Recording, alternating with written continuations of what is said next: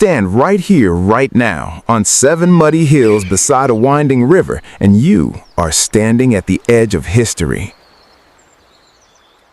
A city that would one day command 3 entire continents began as nothing more than a small, scattered cluster of huts. No one watching those first small fires burn could have possibly imagined exactly what this place was about to become. Within a few short centuries, this small riverside settlement would rewrite the rules of power across the ancient world. By the very end of this story, an empire will rise, conquer, glitter with gold, and finally collapse into total ruin. Legend claims the city was founded by 2 abandoned brothers raised by a wolf in the wilderness beyond ancient Rome. Whether pure myth or distant memory, one simple truth remains clear. Rome was built by people who refused to stay small. The early city was rough, wooden, and desperately poor, ruled first by kings who claimed their power through bloodline. Then, in 509 years before our era, the furious people of Rome finally overthrew their final tyrant. In his place, they built something radical for the ancient world, a fragile republic governed openly by its own citizens. Senators debated endlessly in marble halls, while soldiers marched steadily outward, hill by hill, valley by valley. Rome fought the proud Etruscans, the stubborn Samnites, and eventually the mighty seafaring empire of Carthage itself. Hannibal crossed the frozen Alps with war elephants, determined to bring Rome to its knees before it grew too strong. Rome nearly collapsed that terrible day, but it endured, rebuilt its shattered armies, and crushed Carthage into ashes. With its greatest rival finally destroyed, Rome's hungry legions turned toward Greece, Spain, and distant foreign shores.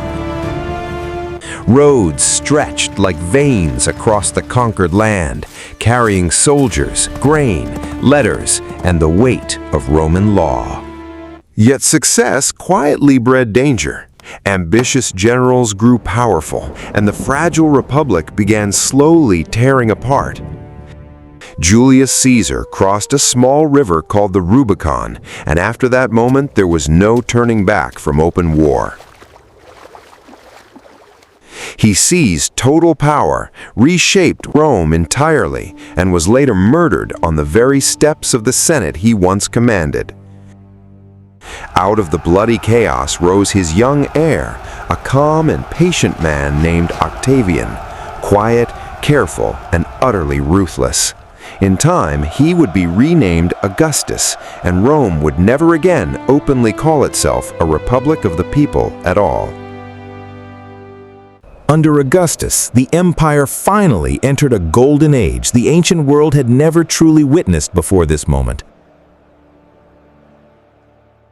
Marble slowly replaced mud brick, aqueducts carried clean water for miles, and roads linked together 1,000 cities. This was the Pax Romana, 2 full centuries of relative peace stretched across an empire the size of an entire continent. An empire at peace.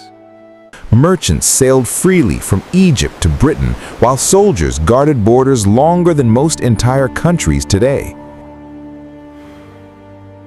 In the crowded markets of Rome, you could hear a dozen languages and smell rare spices carried from far beyond the sea.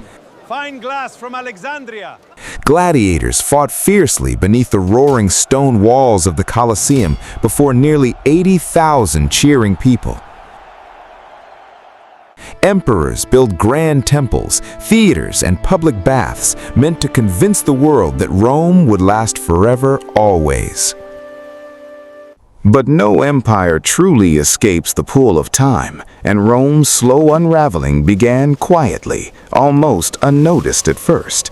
Indeed, currency steadily weakened, borders grew far harder to defend, and emperors rose and fell in one bloody succession. Germanic tribes pressed harder against the frontier, testing ancient walls that had once seemed completely unbreakable. In 330, a glittering new capital rose in the east, called Constantinople, splitting the old empire. The older western half, tired and far wearier, could no longer hold back the rising tide gathering beyond its rivers.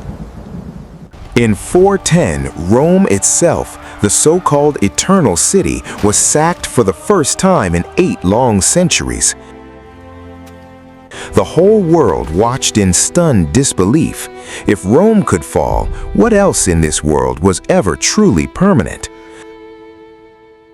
By 476, the last Western emperor was quietly removed from power, and Rome's west finally went dark. Yet the story did not end there completely. In the east, the empire endured proudly for another entire 1,000 years. Its laws quietly shaped future nations. Its language became the ancestor of tongues spoken across an entire continent. Its ancient roads still exist beneath modern highways. Its old buildings still stand proudly after 2,000 years. And so the empire that began with 2 brothers and a wolf became the lasting blueprint for much of the modern world. Rome fell, but it never truly disappeared. It simply became the foundation that everything else was quietly built on. If you enjoyed walking through the entire rise and fall of Rome, consider subscribing for many more journeys like this. Tell us right now in the comments which empire or ancient city you want us to bring back to life in our next episode.